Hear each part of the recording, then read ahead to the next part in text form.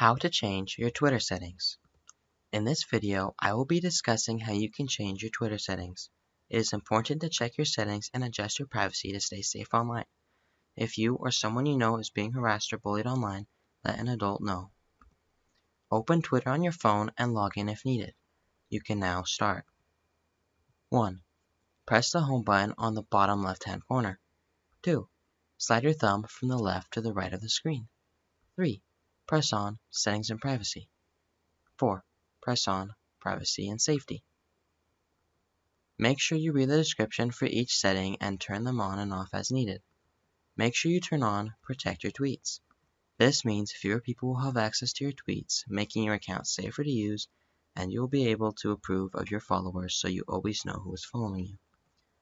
Check out the settings, manage block accounts, and turn on or off your location as needed. You are always safe for disabling your location. If you are unsure of what settings you should use, talk to a parent or adult you trust. I hope this video helps you stay safe online. Thanks for watching.